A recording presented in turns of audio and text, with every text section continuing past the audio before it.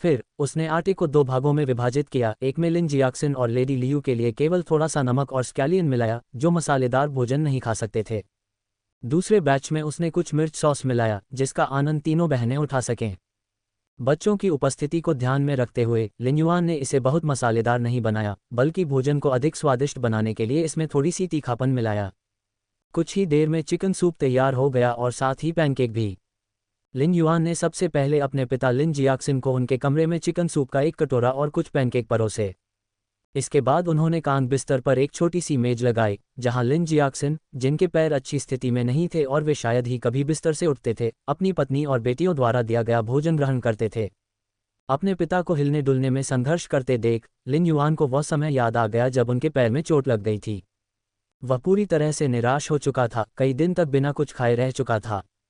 यदि lady Liu का दैनिक प्रोत्साहन और सांत्वना न होती, साथ ही उनकी 3 बेटियों की जिम्मेदारी न होती, और ये तथ्य कि उस समय लेडी लियू गर्भवती थी, तो लिन युआन को डर था कि उसके पिता ने जीवन से हार मान ली होगी। हाँ पिताजी, यह सब नहीं खा सकते, आधा कटोरा पर्याप्त है। लिन जियाक्सिन जानता था कि घर की अकेली बूढ़ी मुर्गी 3 लोगों के परिवार का पेट भरने के लिए पर्याप्त नहीं थी। लिन युआन उसे खाने से कैसे मना कर सकता था। आधे दिलासा देते हुए आधे नाराज होते हुए उसने कहा, पिताजी, आप इसे कैसे पूरा नहीं कर सकते? हमारे परिवार में सबसे ज्यादा भूख तुम्हारी लगती थी। क्या आप ये कह रहे हैं कि आपकी बेटी का बनाया खाना स्वादिष्ट नहीं है? ऐसा नहीं है। लिन जियाक्सिन ने अपने पैर की ओर देखा और यह जानते हुए कि उसकी बेटी वास्तव में गुस्सा होने के बजाय उसे दिलासा दे रही है, फिर भी इतना खाने से हिचकिचाहट महसूस की। लिन युआन अपने पिता की कठिनाई को समझती थी। वह खिलखिलाकर हंसी और पास आकर बोली, पिताजी, कृपया और खाए। आप हमारे परिवार के आधार स्तंभ हैं।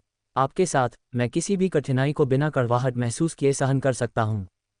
और इसके अलावा, लिन युआन रहस्यमय ढंग से मुस्कुराया, मैंने पहले ही यह पता लगा लिया है, पिताजी।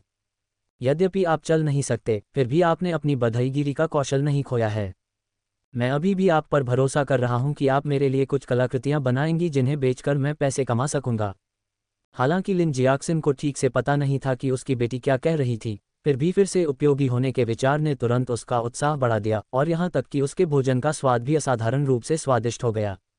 दरअसल, जब लिन युआन पैनकेक बना रही थी, तो उसने पहले ही लिन जियाक्सिन के लिए कुछ करने के बारे में सोच लिया था। अगस्त का महीना तेजी से नजदीक आ रहा था और उनकी याद में इस समय और स्थान पर मध्य शरद ऋतु उत्सव मनाया जाता था, जिसमें न केवल चंद्रमा को देखना शामिल था, बल्कि चंद्रमा केक खाना भी शामिल था।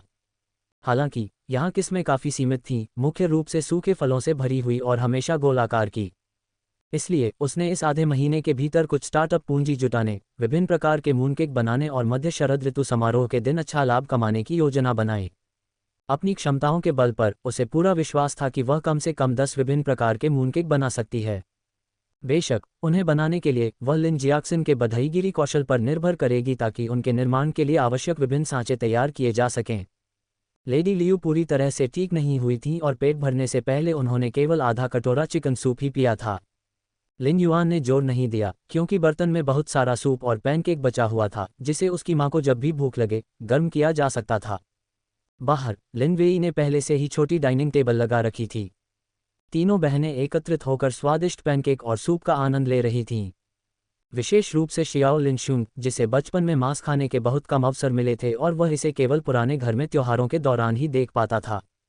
लेकिन वहां अक्सर उसके चाचाओं के बेटे मांस छीन लेते थे और उनके लिए बहुत कम मांस बचता था। उसने कभी नहीं सोचा था कि वे अपने ही घर में मांस खाएंगे और सूप का आनंद लेंगे। खाना खाते समय उसके गालों पर गुलाबी चमक थी और वह स्वादिष्ट भोजन के लिए अपनी बड़ी बहन की प्रशंसा करना नहीं भूली।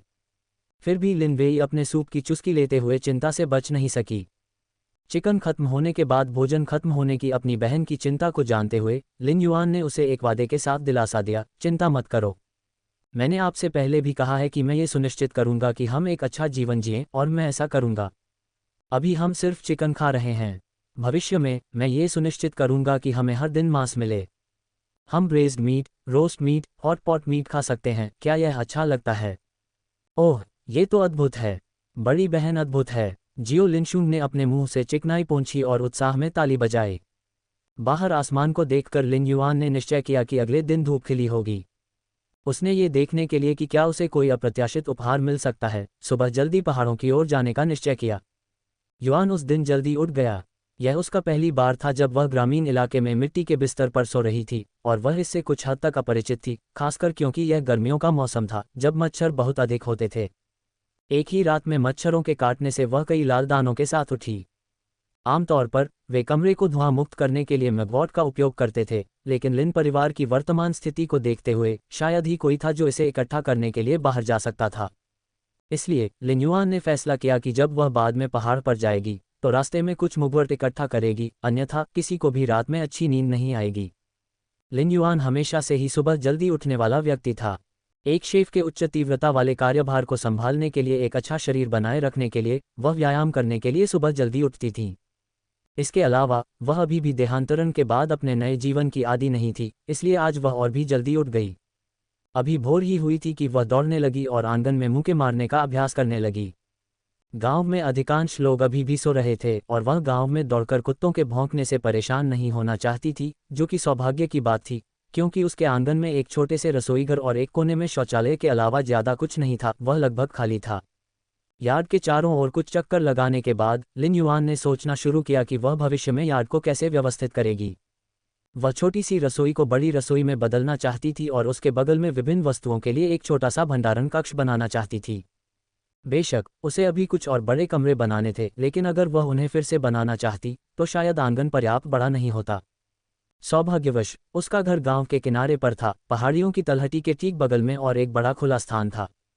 जब उसने पर्याप्त धन अर्जित कर लिया तो उसने गांव के मुखिया से जमीन खरीदने और एक भव्य आंगन, सटीक रूप से कहें तो एक चतुर्भुज आंगन, बनाने की योजना बनाई। फिर पुराने घर के लोगों को ईर्ष्या से देखने दें और उन्हें दिखाएं कि केवल 3 बेटियों के साथ भी उसका परिवार एक अच्छा जीवन जी सकता है।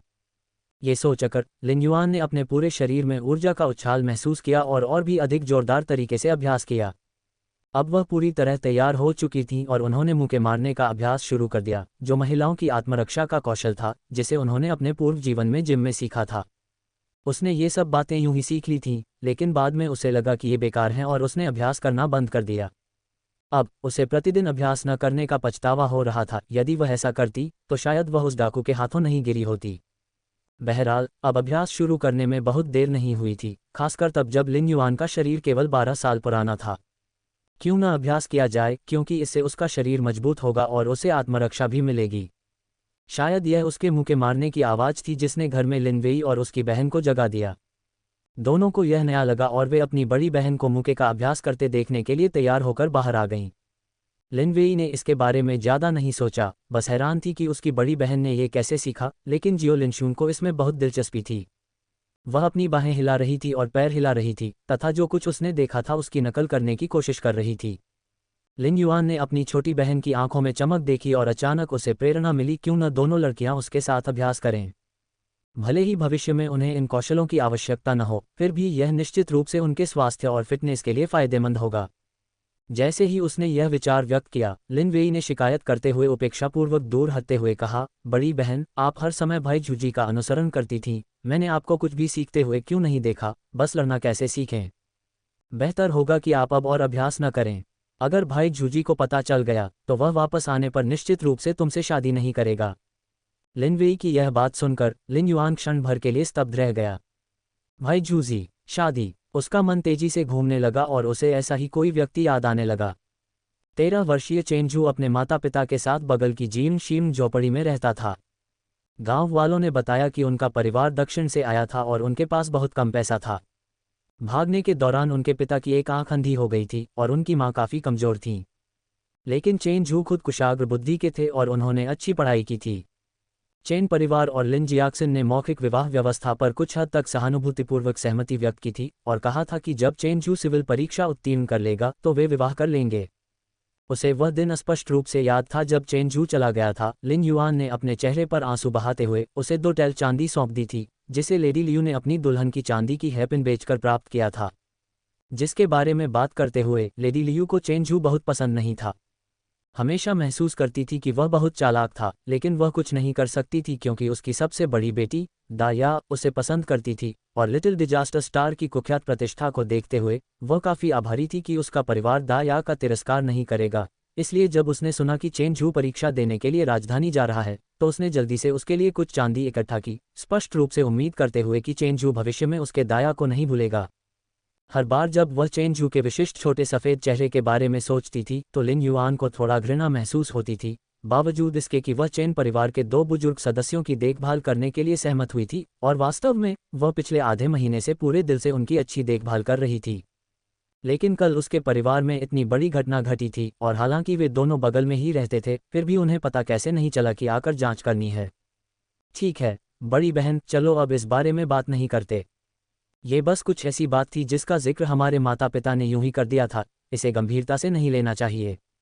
चेन जू को जो पसंद करती थी वह पूर्व लिन युआन थी। उसे निश्चित रूप से इस तरह का वाइट फेस पसंद नहीं था जो केवल पढ़ाई कर सकता था और कोई मेहनत नहीं करता था। अच्छा दिखने का क्या फ़ायदा, आपको काम करने और पैसा कमाने की ताकत की ज़रूरत थी।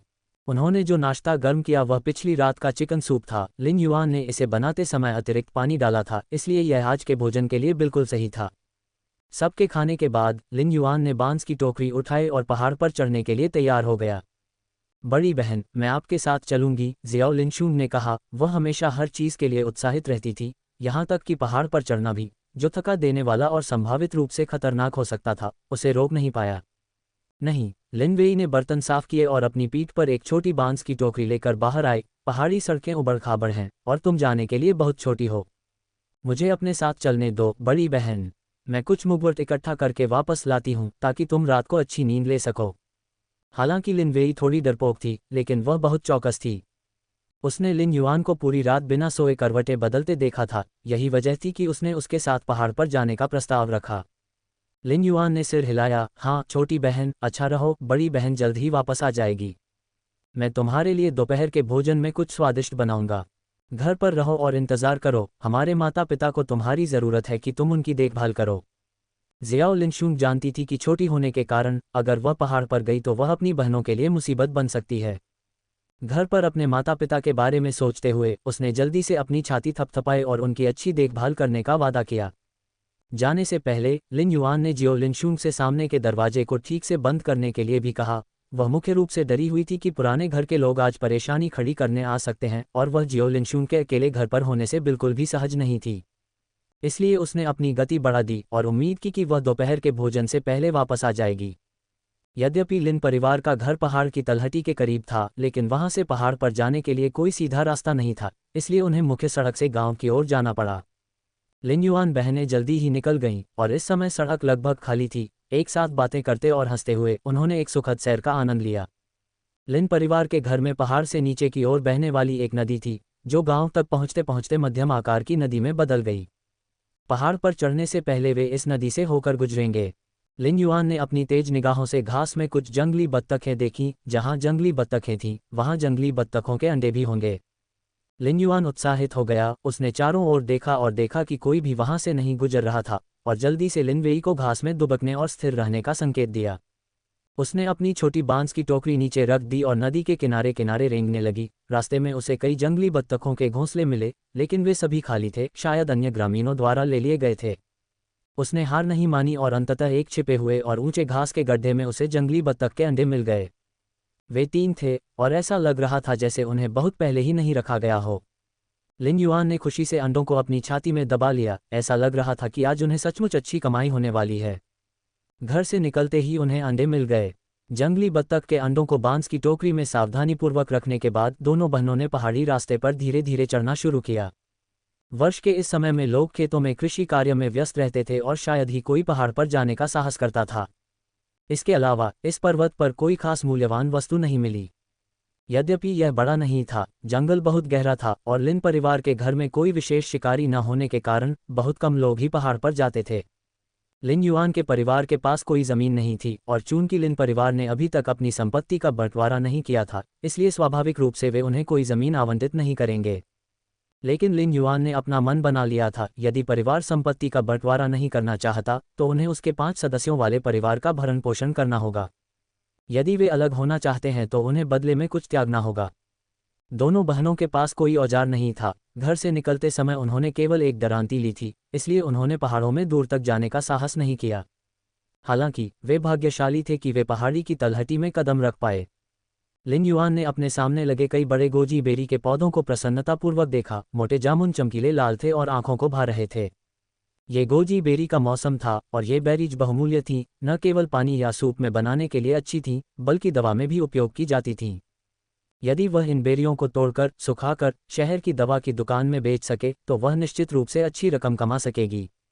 लिन युआन को अपनी आंखों के सामने मुट्ठी भर चांदी उड़ती हुई दिखाई दी और वह खुशी से हंसने से खुद को नहीं रोक सकी। लिन वेई ने जब देखा कि गोजी बेरी को देखकर उसकी बड़ी बहन की आंखें कैसे चमक उठीं, तो उसे पता चल गया कि वह क्या सोच रही है और उसने जल्दी से अपनी बहन का हाथ पकड़ लिया और उसे बलपूर्वक आगे की ओर खींच लिया। बड़ी बहन, हमें ये लाल पेंडेंट मोती नहीं लेने चाहिए। बुजुर्ग हमेशा कहते हैं कि ये सांपों का पसंदीदा भोजन है। हम भोजन के लिए सांपों से प्रतिस्पर्धा नहीं कर सकते, अन्यथा हम उन्हें अपने घर में आमंत्रित करेंगे।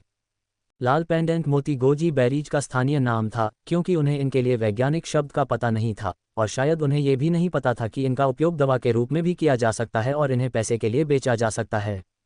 लिन युआन को तब यह एहसास हुआ कि इन विशिष्ट गोजी बेरीज को तोड़े जाने का कोई संकेत क्यों नहीं था, बस कोई भी उन्हें नहीं चाहता था। वास्तव में गोजी बेरीज एक वास्तविक खोज थी। यद्यपि ये ताजे तोड़े गए थे, लेकिन खाने में ज़्यादा अच्छे नहीं थे, लेकिन सूखने के बाद ये मीठे हो गए। इससे भी महत्वपूर्ण बात यह है कि गोजी बेरीज के बारे में यह माना जाता था कि यह गुर्दे और यकृत को पोषण प्रदान करती है, फेफड़ों को नमी प्रदान करती है, दृष्टि में सुधार लाती है, तथा इसके अन्य लाभ भी हैं, जिनके बारे में वह पूरी तरह से नहीं बता सकी। लेकिन लिन वेई की बात सुनकर लिन युआन को भी बेचैनी महसूस होने लगी। यदि स्थानीय डॉक्टरों को भी ये पता न हो कि गोजी बेरी का औषधीय उपयोग किया जा सकता है, तो उसकी पैसा कमाने की योजना विफल हो सकती है। इसे भूल जाओ, बस उन्हें उठाओ और घर ले जाओ। भले ही वे बेचे न जा सकें, लेकिन वह सूप बनाते समय उनका उपयोग कर सकती थीं। परिवार में हर किसी को अपने शरीर को मजबूत बनाने के लिए कुछ पौष्टिक चीज़ों की ज़रूरत थी। छोटी बहन, ये लाल पेंडेंट मोती सचमुच बहुमूल्य हैं। मुझे याद है कि भाई जूजी ने कहा था कि शिक्षित लोग इन्हें गोजी बेरी कहते हैं। किताबों में तो यहाँ तक कहा गया है कि इन्हें खाना शरीर के लिए बहुत अच्छा है। कुछ चुनकर उन्हें अपने पिता और माता के लिए घर ले जाना उचित होगा। लेकिन लिन वेई ने डरते हुए रसीले गोजी बेरी झाड़ियों को देखा। ऐसा नहीं था कि वह अपनी बड़ी बहन की बात पर विश्वास नहीं करती थी, लेकिन वह बूढ़े लोगों की बातों से कुछ हद तक डर गई थी। लिन युआन जानती थी कि वह किससे डर रही थी। उसकी छोटी बहन का दिल बहुत कमज़ोर था और आज पहाड़ पर उसके साथ जाना उसके लिए अच्छा ही था। उससे ये कहना कि वह पास जाकर सांप का भोजन चुने, सांप के मुंह से भोजन लेने जैसा होगा, और वह निश्चित रूप से ऐसा करने की हिम्मत नहीं करेगी। ये लाल लटकन वाले मोती, लिन युआन ने लिन वेई का हाथ छोड़ते हुए कहा, ये वास्तव में सांप का भोजन नहीं है जैसा कि बुजुर्ग कहते हैं। सांप चूहे खाते हैं। लिन युआन जानती थी कि उसके शब्द उसकी बहन की चिंताओं को कम नहीं कर सकते, लेकिन फिर भी उसने गोजी बेरीज तोड़ना छोड़ने की योजना नहीं बनाई। अगर तुम डरी हुई हो तो यही मेरा इंतजार करो। लिन वेई उसे रोकना चाहती थी, लेकिन चूंकि उसकी बड़ी बहन ये बात नहीं बना रही थी और उसने यह बात भाई जूजी से सुनी थी, जो लिन परिवार के क्षेत्र में सबसे विद्वान व्यक्ति थे, इसलिए उनकी बात निश्चित रूप से गलत नहीं थी।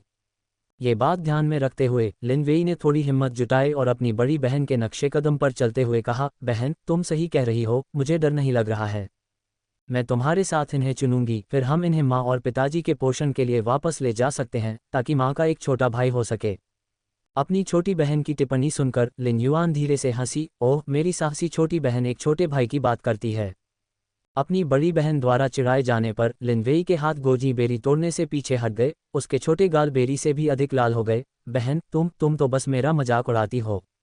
हा। अपनी बहन का शर्मीला व्यवहार देखकर उसे अचानक ऐसा लगा जैसे कोई अमीर जवान मालिक एक मासूम औरत को छेड़ रहा हो। अपनी हंसी रोक न सकी, उसने अपना पेट ढक लिया और खिलखिलाकर हंस पड़ी। लिन युआन ने सबसे पहले जंगली बत्तख के अंडों को बांस की टोकरी से बाहर निकाला और उन्हें नरम घास के पत्तों पर रख दिया। फिर टोकरी को सजाने के लिए साफ पत्तियों का चयन किया और फिर उसमें गोजी बेरी को सावधानीपूर्वक रख दिया। इन गोजी बेरीज को डंठल के साथ ही तोड़ना पड़ता है तथा ध्यान रखना पड़ता है कि वे कुचले नहीं जाएं। अन्यथा सूखे जामुन कम आकर्षक और गंदे दिखेंगे। यदि जड़ी बूटी की दुकान ने इस पर अपनी कीमत कम कर दी तो ये काफ़ी नुकसान होगा। दोनों बहनें एक साथ गोजी बेरीज तोड़ते हुए हंसने लगीं। पैच वास्तव में बड़ा था, उन्हें लगभग आधा घंटा लगा था और उन्होंने केवल आधे से थोड़ा अधिक ही चुना था। ठीक है छोटी बहन, यहाँ ये लाल बालियाँ बहुत हैं और गांव के लोगों को तो पता भी नहीं कि ये कितनी अच्छी हैं, तो चलो अभी इन्हें ही चुन लेते हैं। बाद में हमें पहाड़ पर चढ़ते रहना चाहिए ताकि पता चल सके कि और भी अच्छी चीज़ें हैं या नहीं। लिन युआन ने पसीना पोंछा और देखा कि उन्होंने मिलकर लगभग आधी टोकरी भर चीज़ें इकट्ठा कर ली थीं, जो वास्तव में काफ़ी थीं। लिनवेई पहले तो थोड़ा आशंकित थीं, लेकिन कुछ देर तक सांपों को तोड़ते रहने के बाद जब उन्होंने देखा कि कोई सांप उन्हें रोक नहीं रहा है, तो उनका उत्साह बढ़ गया और उन्होंने उत्साह के साथ सांपों को तोड़ना शुरू कर दिया। अपनी बड़ी बहन की बातें सुनकर लिनवेई रुकी और अपनी आस्तीन से चेहरे का पसीना पोंछते हुए बोली, बहन, मैंने अभी अभी उन लाल बालियों में से एक खाई थी। ये थोड़ी मीठी लग रही थी, लेकिन काफ़ी छोटी थी। क्या ये सचमुच स्वास्थ्य के लिए अच्छे हैं? लिन युआन ने बैठने के लिए एक छायादार जगह ढूंढी और अपनी आस्तीन से खुद को हवा करते हुए कहा, बेशक, भले ही आप अपनी बहन पर विश्वास नहीं करते हैं, आपको अपने भाई झुजी पर विश्वास करना चाहिए, है ना? लिन वेई से यह उम्मीद करते हुए कि वह लिन परिवार के क्षेत्र में सबसे विद्वान व्यक्ति की पूजा करेंगे, वह आश्चर्यचकित रह गई जब लिन वेई ने मुंह बनाते हुए कहा, मैं केवल बहन की बातों पर विश्वास करती हूँ, उनके शब्दों पर नहीं। उन्होंने ये भी कहा कि एक बार जब उन्हें शीर्ष विद्वान की उपाधि मिल जाएगी तो वे बहन से शादी कर लेंगे, लेकिन मैंने माँ और पिताजी को ये कहते सुना है कि भाई झूजी ऐसा नहीं कर सकते हैं, और अगर वे ऐसा कर भी लेते हैं तो यह निश्चित नहीं है कि। बहन, उदास मत हो, मेरा यह मतलब नहीं था। लिन वेई, जो अब बेरी चुनने में तल्लीन थी, बिना किसी रोक टोक के बोली और जल्दी से अपनी बड़ी बहन की ओर चिंता से हाथ हिलाया। आमतौर पर भाई झूजी के बारे में कुछ भी नकारात्मक कहने से उसकी बहन नाराज हो जाती थी। वह केवल यही आशा करती थी कि उसकी बहन इसके लिए अपनी मां को दोष नहीं देगी, लेकिन उसने अपनी बहन को पहले की तरह चेन झू का बचाव करते नहीं देखा। इसके बजाय लिन युआन ने खुद को पंखा झलना जारी रखा और हंसते हुए कहा, कोई चिंता नहीं, मुझे अब वह पसंद नहीं है, और ईमानदारी से मुझे भी लगता है कि वह एक लिटिल वाइट फेस की तरह दिखता है जो एक अधिकारी के लिए नहीं बना है, बल्कि ऐसा लगता है जो एक महिला पर निर्भर रहता है। हाँ हाँ। लिन वेई को समझ नहीं आया कि एक महिला पर निर्भर रहने का क्या मतलब है, लेकिन ये देखकर कि उसकी बहन परेशान नहीं थी, उसका रंग रूप अपरिवर्तित था, वह अंततः निश्चिंत हो गई। बहनों ने थोड़ी देर और आराम किया तथा सूर्य के बहुत अधिक ऊपर आने से पहले पुनः पहाड़ पर चढ़ने का इरादा किया। लेकिन जैसे ही लिन युआन खड़ी हुई, उसने देखा कि लिन वेई का छोटा सा चेहरा मौत की तरह पीला पड़ गया है, उसके होंठ कांप रहे हैं। स्थिति बिल्कुल भी अच्छी नहीं लग रही थी। लिन युआन चिंतित थी कि उसकी बहन हीट स्ट्रोक से पीड़ित थी, इसलिए उसने कुछ बार आवाज लगाए। उसने उसे डरते हुए अपना हाथ उठाते हुए और लिन युआन के पीछे इशारा करते हुए देखा। अपनी बहन के इशारे का अनुसरण करते हुए लिन युआन ने मुड़कर देखा कि दो बिन बुलाए मेहमान अचानक वहां आ गए थे, जहां वे अभी गोजी बेरीज तोड़ रहे थे। बाईं और दाईं ओर वे गोल आंखों से उसे घूर रहे थे, उनकी जीभ लगातार बाहर निकल रही थी, जिससे फुफकारने जैसी आवाज आ रही थी। सांप, उनमें से दो। लिन युआन पहले तो चौंक गई, लेकिन करीब से देखने के बाद उसने राहत की सांस ली। सौभाग्यवश वे साधारण सांप थे, विषहीन। बड़ी बहन, क्या वे बदला लेने के लिए यहाँ हैं? लिन वेई के होंठ कांप रहे थे क्योंकि उसने अपनी बड़ी बहन की बांह पकड़ ली थी। वह इतनी डरी हुई थी कि अपना सिर भी नहीं मोड़ पा रही थी। हमने उनका खाना चुराया था, अब वे हमारे लिए आए हैं। हमें ये लाल बालियां उन्हें वापस कर देनी चाहिए। जैसे ही उसने कहा, लिन वेई अपने पीछे बांस की टोकरी तक पहुंचने के लिए गई और उसके अंदर रखे गोजी बेरीज को उन दो लेनदारों को वापस फेंकने का इरादा किया। छोटी बहन, हिलना मत। लिन युआन ने उसका हाथ पकड़ लिया। अब अचानक कोई हरकत करने की हिम्मत नहीं हुई। हालांकि सांप बहुत नजदीक नहीं थे, फिर भी वे आश्चर्यजनक रूप से तेजी से आगे बढ़ रहे थे और उसे डर था कि उसकी ओर से कोई भी बड़ी हरकत उन्हें चौंका देगी। क्या तुमने ध्यान दिया? वे हमारे पीछे नहीं आ रहे हैं, वे हमारे जंगली बत्तख के अंडों के पीछे हैं। दरअसल, जैसा कि उसकी बड़ी बहन ने बताया, लिन वेई को तब एहसास हुआ कि सांप वास्तव में जंगली बत्तख के अंडों को निशाना बना रहे थे जो उनके दाहिनी ओर रखे थे। मैंने बहुत समय से सुना था कि सांप अंडे चुराकर खाना पसंद करते हैं, लेकिन मैंने कभी नहीं सोचा था कि वे इतनी दूरी से आकर्षित हो सकते हैं। लिन युआन ने फुसफुसाते हुए कहा, उसका हाथ दरांती को महसूस करने के लिए पीछे की ओर बढ़ रहा था। वह आज पहाड़ों पर अपने साथ केवल 2 दरांतियां लेकर आई थी। यद्यपि वह सांपों को पूरा निकालना चाहती थी, लेकिन उसके पास कोई उपयुक्त उपकरण नहीं था और उसे जो था उसी से काम चलाना पड़ा। दोनों हाथों में दरांती लिए लिन युआन धीरे धीरे सीधा खड़ा हो गया। एक घुटना मुड़ा हुआ था, दूसरा पैर आगे की ओर था, किसी भी क्षण आक्रमण के लिए तैयार। लिन वेई अपनी बहन की हरकतों से डर के मारे जम गई। बड़ी बहन, क्या वह सांपों को काटने जा रही थी? सांप जंगली बत्तख के अंडों के लिए आए थे, जो उनके सामने ही ललचाने वाला भोजन था, और उनके पास वहां से जाने का कोई कारण नहीं था। शायद उन्हें वहां किसी और के होने की उम्मीद नहीं थी, और 2 सांपों का अचानक आ जाना तो और भी अप्रत्याशित रहा होगा। इससे पहले कि लिन युआन कुछ कर पाती, उसने देखा कि दोनों सांप एक दूसरे को घूर रहे हैं और गुस्से से फुफकार रहे हैं। छोटी बहन, मुझे नहीं लगता कि हमें कुछ करने की जरूरत होगी। ये दोनों सांप एक दूसरे से लड़ने जा रहे हैं। लिन युआन ने दरांती को अभी भी कसकर पकड़ते हुए कहा। एक पल के लिए भी आराम करने की हिम्मत नहीं हुई। जैसी कि उम्मीद थी, जैसे ही लिन युआन ने बोलना समाप्त किया, उसने देखा कि दोनों सांप एक दूसरे पर हमला कर रहे हैं और जल्दी ही एक भयंकर लड़ाई में उलझ गए। लिन वेई ने दोनों हाथों से अपनी आंखें ढक ली थीं, वह दृश्य देखने की हिम्मत नहीं कर पा रही थी, लेकिन जिज्ञासा ने उस पर काबू पा लिया और उसने एक छोटे से छेद से झांका। उसने पहले भी सांप देखे थे, लेकिन उन्हें लड़ते हुए कभी नहीं देखा था। भयावहता के बावजूद वह ये सोचने से खुद को नहीं रोक सकी कि यह तो ऐसा लग रहा था जैसे गांव की महिलाएं सड़क पर झगड़ा करते हुए एक दूसरे के बाल खींच रही हों। इस विचार के साथ उसे अब यह इतना डरावना नहीं लगा, बल्कि उसे थोड़ा आनंद भी आया। इस बीच लिन युआन को देखने में कोई दिलचस्पी नहीं थी। उसने हंसियां नीचे फेंक दी और पास के एक पेड़ के नीचे से एक छड़ी उठा ली। उस क्षेत्र में बहुत सारे पेड़ थे जिनके नीचे बहुत सारी शाखाएं थीं। उसने एक मोटा, लंबा और मजबूत सांप चुना और छड़ी को पकड़कर वह धीरे धीरे सांपों के पास पहुंची। उसने सावधानी से निशाना साधा, फिर धमाका, धमाक, उसने नीचे मारा। लिन वेई इतनी हैरान थी कि उसके मुंह में एक पूरा मुर्गी का अंडा समा सकता था। वह भयंकर स्त्री जो लाठी लेकर सांपों को पीट रही थी, क्या वह सचमुच उसकी बड़ी बहन थी? ये सुनिश्चित करने के बाद कि सांप अब और नहीं हिल रहे हैं या वे मर चुके हैं, लिन युआन अंततः रुक गया। छड़ी को एक तरफ फेंकते हुए उसने अपनी सांस रोकी, क्योंकि उसे पता था कि वह सामान्यतः उन्हें इतनी बार नहीं मारती। लेकिन जब उसके शरीर में पोषण की कमी थी और उसकी भुजाओं में ताकत नहीं थी, तो वह क्या कर सकती थी? सौभाग्य से पूर्वजों ने उसे धोखा नहीं दिया, सांप के महत्वपूर्ण बिंदु पर प्रहार किया। पहले वार से ही दोनों सांप स्तब्ध रह गए, उनमें पलटवार करने की शक्ति नहीं बची और इस प्रकार उससे उसे कोई वास्तविक खतरा नहीं हुआ। लिन युआन ने अपने माथे से पसीना पोंछा, सांप के पित्ताशय का पता लगाने के लिए नीचे झुकी और एक जोरदार चुटकी के साथ उसने चतुराई से उसे हटा दिया।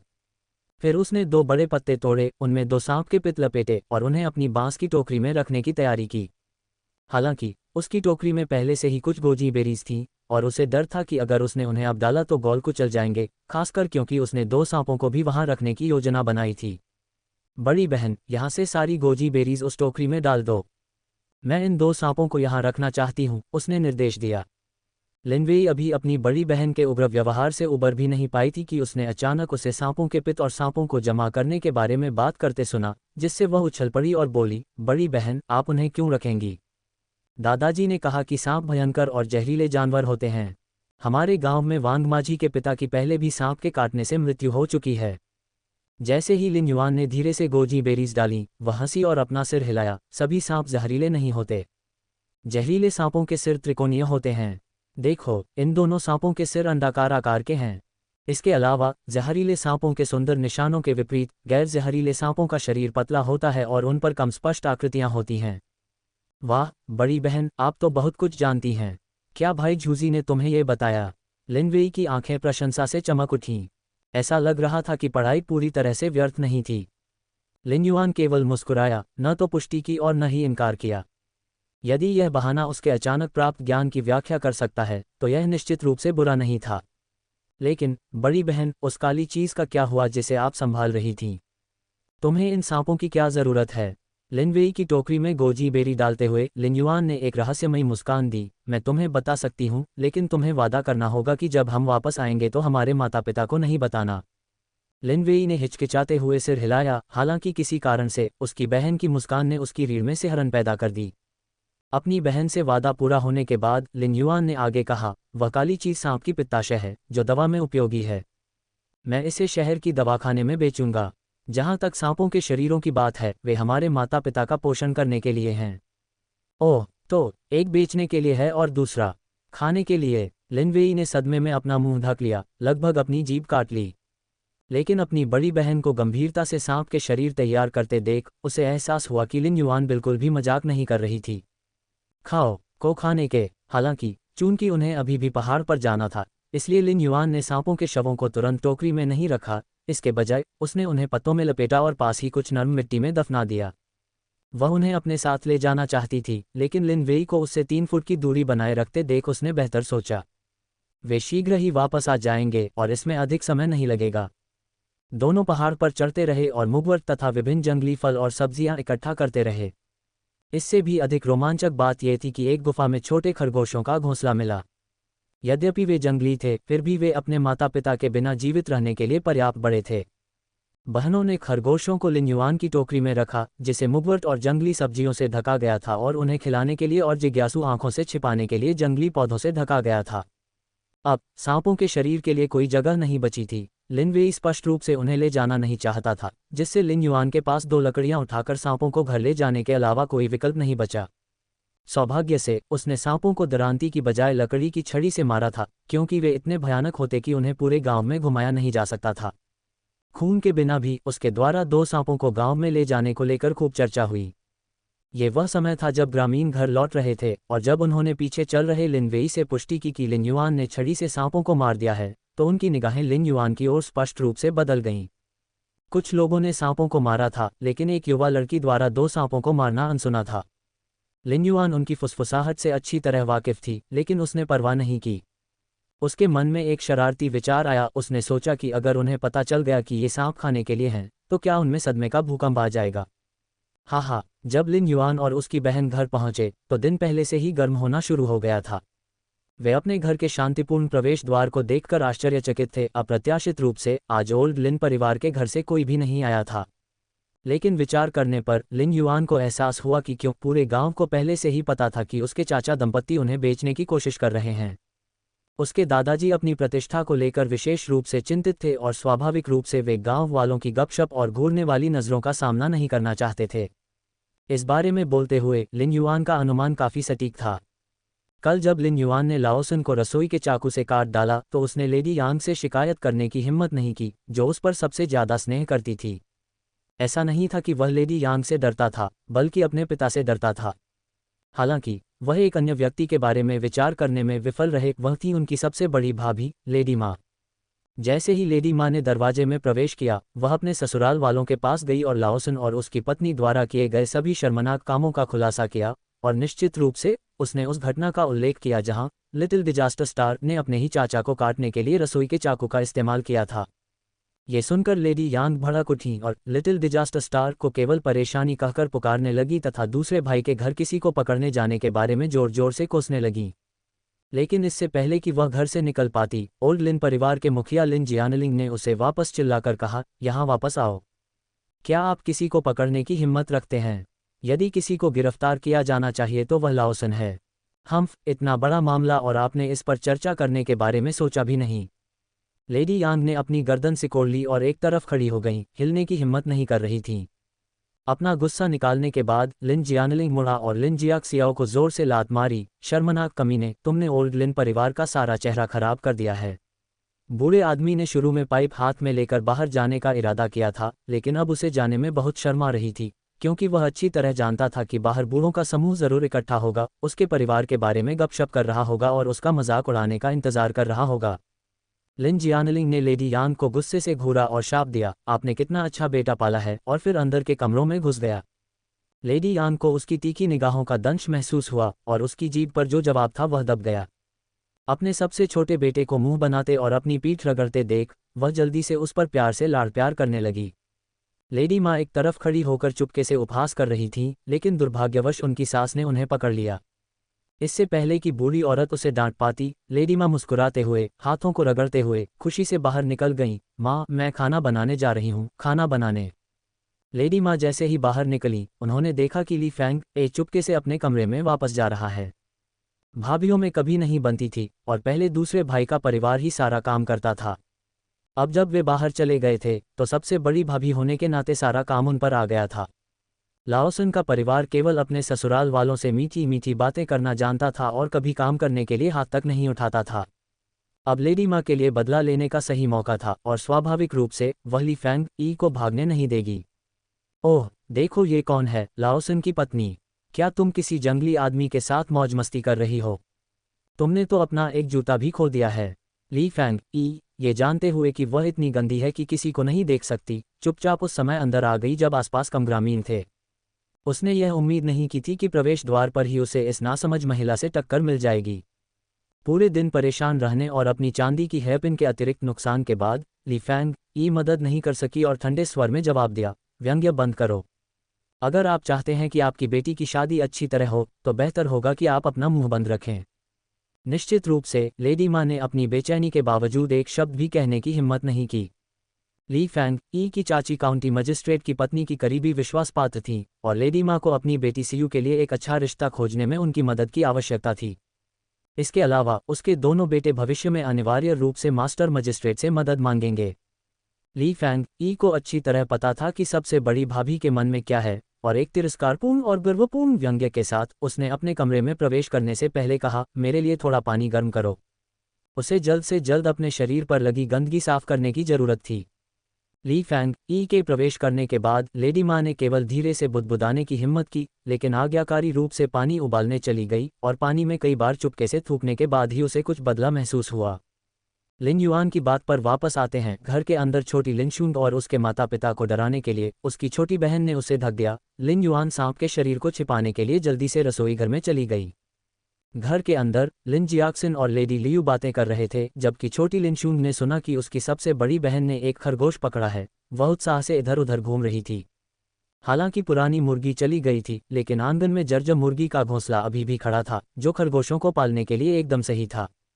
लिनवेई अपनी छोटी बहन को लेकर घोंसले से मुर्गी की बीज साफ करने के लिए गई और उसे दीवार के एक कोने में जमा कर दिया। फिर छोटे खरगोशों को अंदर रखने से पहले कुछ सूखा भूसा बिछा दिया। सौभाग्यवश ये जंगली खरगोश अभी छोटे थे और इधर उधर दौड़ नहीं सकते थे, अन्यथा घोंसले के चारों ओर की टूटी हुई बाड़ उनके छोटे शरीरों को रोकने में सक्षम नहीं होती। हालांकि लिन युआन बाड़ को ठीक से ठीक करने के लिए दृढ़ था। भविष्य में वह और अधिक खरगोश और चूजे पालना चाहती थी। वास्तव में वह सुअर पालना चाहती थी, क्योंकि उन्हें जीवित रखना आसान था। जब उनके घर की स्थिति में सुधार हो गया और कड़ाही धोने के बाद बचे हुए चावल जैसे खाद्य पदार्थ बच गए, तो खाने योग्य कोई भी चीज़ सुअर के बच्चों को जीवित रखने के लिए पर्याप्त हो गई। इसके अलावा उनका फूस का घर सुविधाजनक रूप से पश्चिम की ओर स्थित था, जिसके बाहर की ओर एक गड्ढा था जो पहाड़ की तलहटी तक जाता था। आसपास कोई पड़ोसी नहीं था, इसलिए ऐसी सुविधाजनक जगह पर सुअर बाड़ा बनाना बहुत अच्छा होगा। जब दोनों ने मुर्गी के घोंसले को साफ कर लिया, तो लिन युआन ने उन्हें बाहर जाकर खरगोशों को खिलाने के लिए कुछ ताजी घास लाने का निर्देश दिया। उनके घर के पास एक छोटा सा गड्ढा था जिसमें ज्यादा पानी नहीं था, लेकिन बारिश होने पर वह भर जाता था और उसके चारों ओर खूब सारी जंगली ताजी घास उगी हुई थी। लिनवेई जानती थी कि उसकी सबसे बड़ी बहन जानबूझकर उन्हें सांप का सूप तैयार करने के लिए भेज रही है, इसलिए बिना एक शब्द कहे उसने अपनी छोटी बहन का हाथ पकड़ लिया और भाग गई, यहाँ तक कि घास इकट्ठा करने की टोकरी भी लेना भूल गई। लिन युआन ने उसे ऐसे भागते देखा जैसे कोई भूत उसका पीछा कर रहा हो, और वह खुद को हंसने से नहीं रोक सका। इसके बाद वह पहाड़ पर पहले से तोड़ी गई जंगली सब्जियों को भीतरी कमरे में ले गई और अपने माता पिता से कहा कि वे एक ही समय पर बात करें और सब्जियां भी तोड़ लें, ताकि उन्हें कुछ काम मिल जाए और जब वह सांप तैयार कर रही हो तो उसकी माँ अचानक बाहर ना आ जाए, जिससे उसे झटका लग सकता था। वह भी अपने भाई के जन्म के लिए तैयार नहीं थी। जब सब कुछ ठीक हो गया, तभी उसने सांप को तैयार करना शुरू किया। उसने पिछले जन्म में भी ऐसा किया था। ये बहुत सरल था। उसे पहले सांप की खाल उतारनी थी ताकि उसके माता पिता उसे पहचान न सकें, फिर मांस को हड्डियों के साथ लगभग पके हुए चावल में डालना था और स्वाद के लिए स्वाभाविक रूप से थोड़ा नमक और हरा प्याज डालना था। सौभाग्यवश उसे घर पर कुछ पुराने चावल मिल गए, जिन्हें उसने पुराने घर से मांग कर खाया था, क्योंकि उनके पास खाने के लिए कुछ और नहीं था। चावल बहुत लंबे समय तक संग्रहित होने के कारण बहुत स्वादिष्ट नहीं था, इसलिए लेडी यांग ने उसे एक कृपालु भाव के साथ दिया था, जैसे कि वह भिक्षा दे रही हो, एक भाव जिसे लिन युआन अभी भी नहीं भूल सका था। लेकिन पुराने चावल बिना चावल के रहने से बेहतर थे और वह अब भी उनसे स्वादिष्ट स्नैक सूप बना सकती थी। सबसे पहले उसने चावल को उबालकर उसमें से गंदगी और मैल हटा दिया, फिर हड्डियों सहित सांप के मांस को बर्तन में डाल दिया। जब चावल फटने लगे तो सांप का मांस पूरी तरह पकने से कुछ ही दूर था, इसलिए उसने आंच धीमी कर दी और उसे धीमी आंच पर पकने दिया। जब सांप का मांस काफी नरम हो गया तो उसने हड्डियों को निकालने के लिए चॉपस्टिक का इस्तेमाल किया। लिन वेई की अनुपस्थिति में लिन युआन को आग जलाने में बहुत मेहनत करनी पड़ी, लेकिन सौभाग्य से इससे उसके खाना पकाने पर कोई असर नहीं पड़ा। जब चावल धीमी आंच पर पक रहा था, लिन युआन ने रसोई में 2 मजबूत साफ टोकरियां ढूंढी, उन्हें पत्तियों से ढक दिया, ऊपर से गोजी बेरी फैला दी और फिर उन्हें हवा में सूखने के लिए एक हवादार और ठंडी जगह पर रख दिया। वर्तमान मौसम को देखते हुए गोजी बेरी की 2 बड़ी टोकरियां 2 या 3 दिनों में सूख जाएंगी। जब तक लिन युआन ने गोजी बेरी तैयार करना समाप्त किया, तब तक रसोई में चावल से एक सुगंधित सुगंध फैल गई, जो ये संकेत दे रही थी कि चावल तैयार है। उसने जल्दी से बर्तन का ढक्कन खोला और 2 बड़े कटोरे परोसे। चावल अभी भी गर्म था और चून की अभी खाने का समय नहीं हुआ था, इसलिए उसने उसे जल्दी से अंदर नहीं लाया। इसके बजाय उसने बड़े बर्तन को धोया और चावल की एक और खेप पकाना शुरू कर दिया। बाद में वह अपने माता पिता द्वारा चुनी गई जंगली सब्जियों को बर्तन में डालकर थोड़ा नमक डालकर स्वादिष्ट सब्जी चावल का व्यंजन बनाती थी। जब लिन युआन बर्तन धो रही थी, लिन वेई अपनी बहन के साथ वापस आ गई। सच तो यह है कि उन्होंने पहले ही काफ़ी घास तोड़ ली थी, लेकिन लिन वेई ने लौटने में देरी कर दी थी, क्योंकि उसे चिंता थी कि उसकी बड़ी बहन ने खाना बनाना पूरा नहीं किया होगा। जैसे ही जियो लिनशुंग अंदर आए, उसकी नाक ने सुखद सुगंध को सूंघ लिया। बड़ी बहन, आपने क्या स्वादिष्ट भोजन बनाया है। इसकी खुशबू बहुत अच्छी है। लिन वेई ने चूल्हे पर रखे बहुत चिपचिपे चावल के 2 कटोरों पर एक नज़र डाली, सांप का कोई निशान नहीं देख पाई और उत्सुकता से अपनी बड़ी बहन से पूछा, यह क्या है? यह क्या है? जियो लिनशुंग ने उत्सुकता से पलकें झपकाते हुए पूछा, जबकि उसके मुंह से पहले से ही लार टपक रही थी। लिन युआन ने चावल धोकर बर्तन ढक दिया और आखिरकार अपनी छोटी बहन का चेहरा, जो कटोरे में लगभग दब गया था, मुस्कुराते हुए दूर हटा दिया। ये पिताजी और माँ के लिए है, आपके चावल अभी भी बर्तन में हैं। घर के अंदर लेडी लियू ने सब्जियां चुनकर अपनी बेटी का कटोरा ले लिया। वह हैरान थी, लेकिन जब उसने लिन युआन को ये कहते सुना कि बर्तन में और भी बहुत कुछ है, तो उसने आराम से खाना शुरू कर दिया। भोजन करते समय दंपति ने भोजन की प्रशंसा की तथा लगातार पूछते रहे कि इसमें ऐसा क्या है जो इसे इतना स्वादिष्ट बनाता है। लिन युआन बिना जवाब दिए बस मुस्कुरा दी, जबकि लिन वेई दोनों को भोजन का आनंद लेते हुए देख रही थी। अपने पेट में मरोड़ महसूस करने से खुद को रोक नहीं सकी और बाहर भाग गई। उस दिन दोपहर के भोजन में लिन वेई ने बहुत कम खाया, जबकि अनजान जियो लिनशुंग ने पूरा कटोरा खा लिया। दोपहर के भोजन के बाद लिन युआन ने घर में बचे हुए भोजन की दयनीय मात्रा और अपने माता पिता के दुबले पतले चेहरों को देखा और पुराने घर की यात्रा करने का फैसला किया। यदि वे परिवार को विभाजित नहीं करना चाहते थे, तो वह विभाजन पर बल देती। लेडी लियू पहले से ही 7 महीने की गर्भवती थी और यह वह समय था जब उसका शरीर सबसे भारी महसूस हुआ। दोपहर के भोजन के बाद लिन युआन ने उसे दोपहर की झपकी के लिए बिस्तर पर लेटा दिया। लिन जियाक्सिन पूरे समय बिस्तर पर लेटा रहा था और स्वाभाविक रूप से सोना नहीं चाहता था, इसलिए लिन युआन ने उसे मूनकेक के सांचों के बारे में बताया जो वह बनाना चाहती थी। जब से लिन जियाक्सिन के पैर में चोट लगी थी, तब से वह बिस्तर पर ही रहता था, या तो लेटा रहता था या बैठा रहता था। अब कोई भी उसके पास काम के लिए नहीं आता था और वह अपना पसंदीदा बधाईगिरी का काम भी नहीं कर पाता था। इसलिए जब उन्हें पता चला कि उनकी बेटी को उनके कौशल की आवश्यकता है, तो वे स्वाभाविक रूप से बहुत खुश हुए।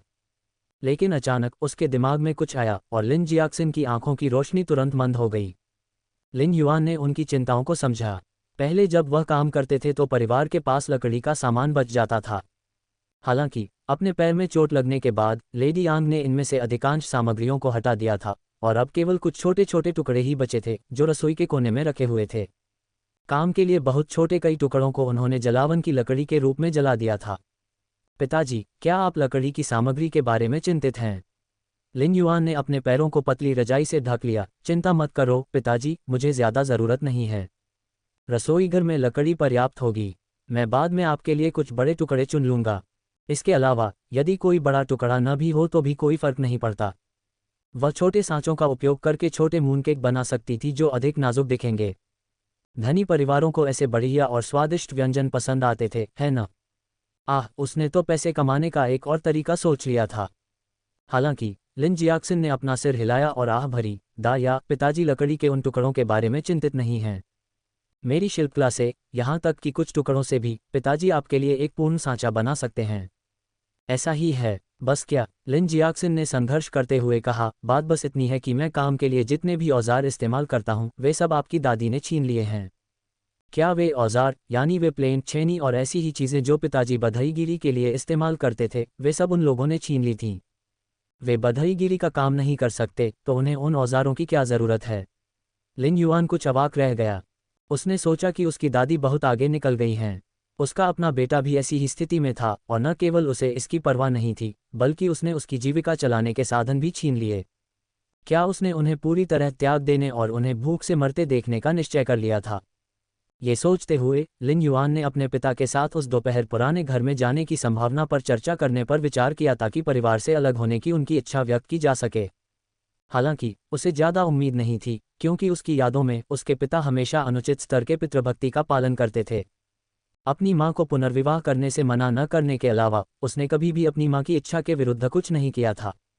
फिर भी इससे पहले कि वह इस मामले को उठा पाती, उसने अपने पिता को सिर झुकाए बार बार अपने पैरों को चुटकी काटते हुए देखा फिर अचानक एक दबी हुई आवाज में कहा, दा हाँ, अगर, मेरा मतलब है कि अगर पिताजी आपके दादा दादी से अलग हो जाएं और अकेले रहें तो आप क्या सोचेंगे।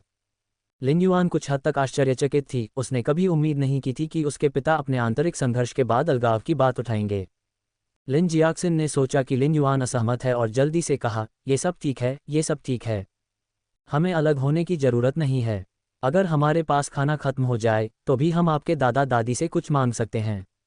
नहीं पिताजी, मैं सहमत हूँ। लिन युआन ने अपने पिता की आंखों में देखा और दृढ़ता से सिर हिलाया। पिताजी, मैं वास्तव में आपके साथ इस मामले पर चर्चा करने की योजना बना रही थी।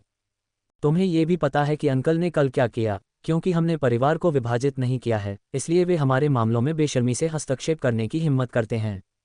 अगर उसने सचमुच कल मुझे और दाया को बेच भी दिया होता तो ज्यादा से ज्यादा उसे गांव वालों से कुछ बार डांट पड़ती, सरकारी दफ्तर को कोई परवाह नहीं होती, है ना। लिन युआन सही था। उस जमाने में ऐसे बहुत से परिवार थे जो अपने बच्चों को खाना नहीं खिला पाते थे और उन्हें बेच देते थे, और कोई भी वास्तव में बाल तस्करी को नहीं संभालता था। इसके अलावा एक बेटी को कुछ ऐसा नहीं कहना चाहिए, हमारा परिवार पहले से ही इस स्थिति में है। क्या आपने दादी और दादाजी को हमारी मदद करते देखा है। वैसे भी मुझे दादी और दादाजी के चेहरे देखे हुए 1 महीने से अधिक समय हो गया है। लिन युआन के शब्द कुछ हद तक दिल तोड़ने वाले थे और लिन जियाक्सिन खुद इस बात से अवगत था, लेकिन वह इसे स्वीकार नहीं करना चाहता था। आखिरकार वे अभी भी उसके माता पिता थे। एक बार जब हम संपत्ति का बंटवारा कर लेंगे तो हमें जमीन का एक टुकड़ा मिल जाएगा और हमें अब की तरह हर दिन गांव की बहनों की राहत पर निर्भर नहीं रहना पड़ेगा। शायद लिन जियाक्सिन के दुखते स्थान को छूते हुए उसने अचानक ऊपर देखा, मुस्कुराया और लिन युआन के सिर को थपथपाया, लेकिन उसकी आंखें लाल थीं। मेरी लड़की, पिताजी, मुझे आपके द्वारा सहन की गई कठिनाई के लिए खेद है। पिताजी, मुझे कोई तकलीफ नहीं है, आप चिंता न करें। मैं निश्चित रूप से यह सुनिश्चित करूंगा कि आप और माँ एक अच्छा जीवन जिएं, और आपके पैर के लिए मैं सबसे अच्छा डॉक्टर ढूंढूंगा। तुम निश्चित रूप से फिर से खेतों में घूम पाओगी। लिन युआन को दृढ़ विश्वास था कि वह बहुत सारा पैसा कमा सकती है।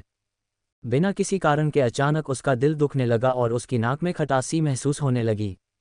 अपने पिछले जीवन में उसने अपने माता पिता को जल्दी ही छोड़ दिया था और अकेले ही संघर्ष करने लगी थी। इस बार उसने कसम खाई कि वह अपने माता पिता के साथ रहेगी और एक बच्चे होने की खुशी का पूरा आनंद उठाएगी। अच्छा बच्चा, लिन जियाक्सिन ने प्यार से अपनी बेटी की नाक को सहलाया, मुस्कुराते हुए कहा, तुम्हारी दादी के बारे में कोई बात नहीं। अगर वे हमारे लिए जमीन का बंटवारा नहीं करती हैं तो कोई बात नहीं, लेकिन जो औजार पिताजी के हैं मैं उन्हें जरूर वापस ले लूंगा। पिताजी को अभी भी दाया के लिए अच्छे और बढ़िया सांचे बनाने हैं। लिन युआन मुस्कुराए और सिर हिलाया, लेकिन वह अपने दिल में दृढ़ थी कि वह दूसरे पक्ष को भुगतान किए बिना परिवार को इतनी आसानी से विभाजित नहीं करेगी।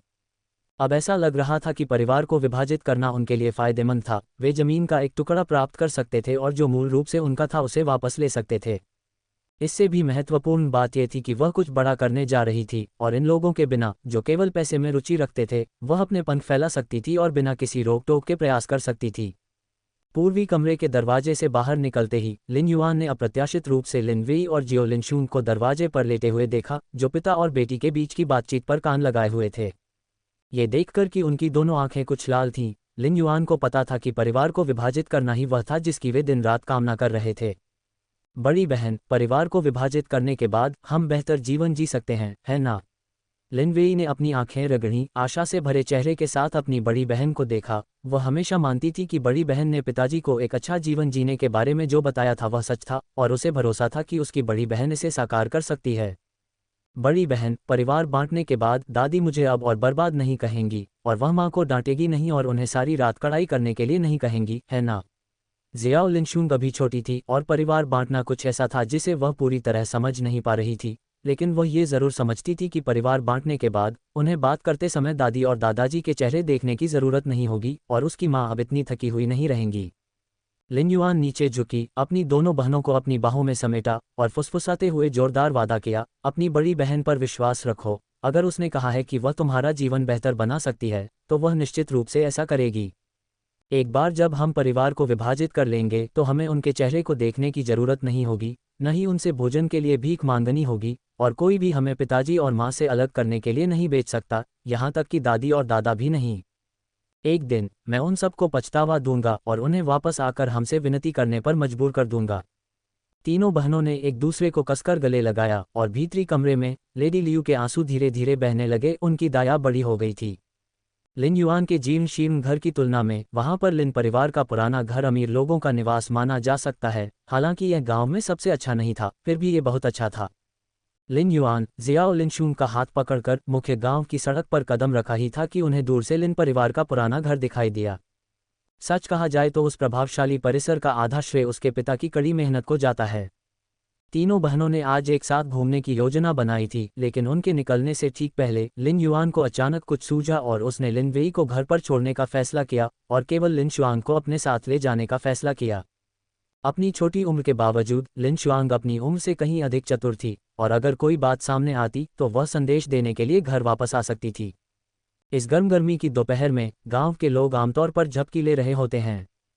हालांकि चूंकि घर के अंदर अभी भी गर्मी थी, इसलिए कई लोग ठंडक पाने और छोटी मोटी बातें या गपशप करने के लिए गांव के केंद्र में पुराने टिड्डी पेड़ के नीचे इकट्ठा होते थे। जियो लिनशुंग का हाथ पकड़े हुए लिन युआन दूर से चला गया। जियो लिनशुंग के मन में पुराने घर के प्रति जन्मजात भय था और उसने कठोर चेहरा बनाए रखा, रास्ते में कुछ भी नहीं कहा। दोनों में से कोई भी नहीं बोला, इसलिए दूर से ही वे पुराने टिड्डी वृक्ष के नीचे बहस का शोर सुन सकते थे, विशेष रूप से दो आवाज़ों से जो बाकी की तुलना में अधिक ऊंची थीं। वह सिर्फ एक छोटी आपदा स्टार नहीं है, वह लोगों को चाकू से काटने की भी हिम्मत रखती है। यदि वह पति के बिना पहले से ही इतनी उग्र है तो कौन सी सास उसे ले जाने की हिम्मत करेगी। भविष्य में किसी की भी उससे शादी करने की हिम्मत नहीं होगी। मुझे लगता है कि तुम्हारा टूटा हुआ मुंह फिर से पिटाई की मांग कर रहा है ना? लिन युआन क्या करता है उससे तुम्हारा कोई लेना देना नहीं है। क्या तुम्हें सचमुच यहाँ बकवास करनी है? एक ऊंची लेकिन स्पष्ट रूप से युवा आवाज ने तुरंत जवाब दिया। अरे, मैं लैन हुआ के बारे में बात कर रहा हूँ, मैंने यह नहीं कहा कि कोई तुम्हें नहीं ले जाएगा। आप इतनी तीखी प्रतिक्रिया क्यों दे रहे हैं? तुम अब भी मुझे मारना चाहते हो? ठीक है, आगे बढ़ो, मुझे आजमाओ, मेरा चेहरा यही है। तुम मुझे मारने की हिम्मत करो या नहीं? हम्फ। लेडी चेन बेशर्मी से एक बदमाश का स्वांग रचते हुए लिन लानहुआ के ठीक सामने आ गई, जो पूरी तरह से बेशर्म और अनियंत्रित की छवि को मूर्त रूप दे रही थी। पेड़ के नीचे खड़े लोग या तो इस झगड़े पर हंस रहे थे या बीच बचाव करने की कोशिश कर रहे थे। उन्हें लिन युआन बहनों का बिल्कुल भी ध्यान नहीं था, जो पहले ही वहां पहुंच चुकी थीं। लेडी चेन की मोटी चमड़ी वाली हरकत देखकर लिन युआन ने उसका मजाक उड़ाया और उसके चेहरे पर एक थप्पड़ मारा। तमाचा। इस तीखी आवाज ने तुरंत ही सारे झगड़ों को शांत कर दिया। मैंने पहली बार किसी को हिट होने के लिए इतना उत्सुक देखा है। कितना दिलचस्प है। लिन युआन ने उस थप्पड़ में कुछ ताकत लगाई थी और उसका हाथ अब थोड़ा सुन्न हो गया था। निश्चित रूप से लेडी चेन का चेहरा और भी अधिक दुख रहा होगा। अचानक थप्पड़ से चकित होकर लेडी चेन को होश आया और वह अपनी मुठ्ठियां भांजते हुए गालियां देते हुए मुझ पर टूट पड़ी। तुम लिटिल डिजास्टर स्टार, तुमने मुझे मारने की हिम्मत कैसे की? मैं तुम्हारा मुंह फाड़ दूंगा। लिन युआन स्थिर खड़ी होकर खुद को मार खाने नहीं दे रही थी। हालांकि उस समय उनमें ताकत की कमी थी, लेकिन उन्हें महिला आत्मरक्षा कौशल के गुर स्पष्ट रूप से याद थे। जैसे ही लेडी चेन ने उस पर हमला किया, लिन युआन ने बस थोड़ा सा साइड स्टेप किया और एक पैर बाहर निकाला, जिससे लेडी चेन को ठोकर लग गई और वह मुंह के बल इस तरह गिरी मानो वह मिट्टी खा रही हो। तुम बकवास कर रहे हो। मेरी बड़ी बहन सबसे अच्छी है। यह आप ही हैं जो शादी नहीं कर सकते। आपकी बेटी जियाओ है तो ठीक से बोल भी नहीं सकती, उसे शादी करने में परेशानी होगी। जियाओ लिनशुंग, जिसका चेहरा गुस्से से लाल हो गया था, अपनी बड़ी बहन का अपमान होते सुनकर अपना जवाब रोक नहीं पाए।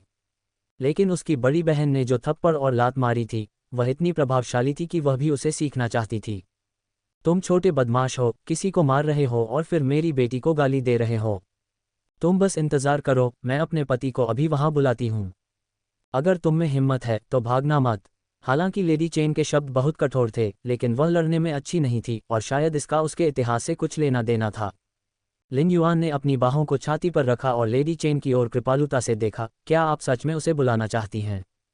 जब मैं यहाँ आ रहा था तो मैंने देखा कि लिन दाशुआन शराब के अपने जार को गले लगाए जी भरकर गटक रहा था। लिन दाशुआन लेडी चेन का आदमी था, एक निकम्मा शराबी, हर 3 में से 2.5 दिन नशे में धुत और नशे में अपनी पत्नी को पीटने का आदी। लेडी चेन को हमेशा चोटें लगती रहती थीं, लेकिन उनका घमंडी और इज्जत बचाने वाला स्वभाव उन्हें इसके बारे में बात करने की इजाज़त नहीं देता था। हालांकि उसकी चुप्पी का मतलब यह नहीं था कि गांव को इसकी जानकारी नहीं थी।